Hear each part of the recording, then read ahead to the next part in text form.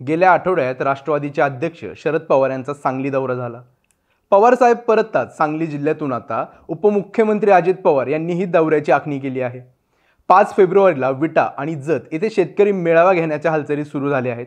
जिल्हाध्यक्ष वैभव पाटील तालुक्याचे दौरे करत शक्ती प्रदर्शनाच्या तयारीला लागले सुद्धा। या मेळाव्यामध्ये अन्य पक्षातील काही नेते अजित पवार गटात प्रवेश करणार असल्याचा अंदाज बांधला जातोय। याशिवाय काही माजी आमदारांचीही चाचपणी सध्या सुरू आहे।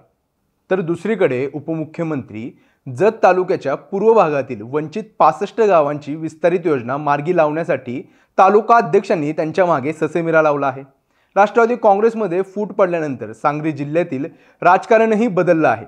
शरद पवार यांच्यापासून उपमुख्यमंत्री अजित पवार यांनी फारकत घेऊन एकनाथ शिंदे आणि भाजपसोबत वेगळा घरोबा केला। त्यानंतर अजित पवार यांच्या राज्याच्या विविध भागात गट आपला पाय पसरत आहे। सांगली जिल्ह्यातही अजितदादा गटाचे स्वतंत्र अस्तित्व निर्माण करण्याचा प्रयत्न सध्या दादांकडून होतोय।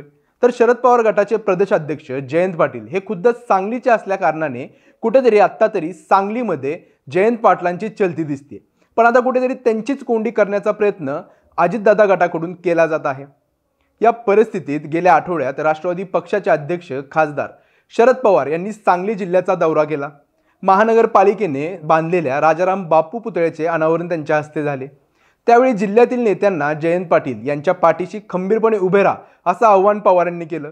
त्यानंतर जिल्ह्यातील राजकारणाचं वातावरण सध्या तरी जरासं थंडावलं होतं। साहेब परतल्यानंतर आता उपमुख्यमंत्री अजितदादांच्या गटानेही दौऱ्याची पूर्ण आखणी सुरू केली आहे।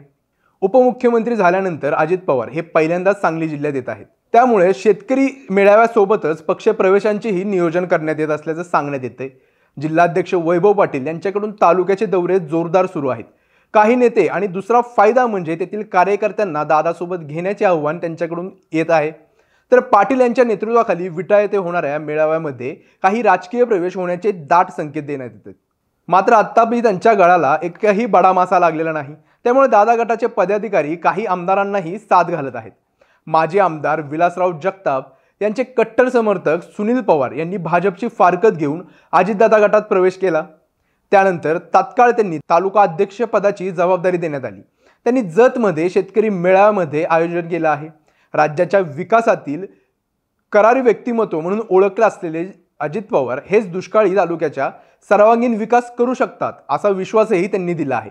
पण एकूणच कुठेतरी आता सांगली जिल्ह्यात अजित पवार येत असल्याने जयंत पाटलांच्या कार्यकर्त्यांमध्ये कुठेतरी अस्वस्थता दिसून येते। कारण का जयंत पाटलांना राज्याच्या राजकारणात घेरण्यासाठी अजित पवार गट असेल की भाजप असेल एक कडाडीनं प्रयत्न करताना दिसत आहेत।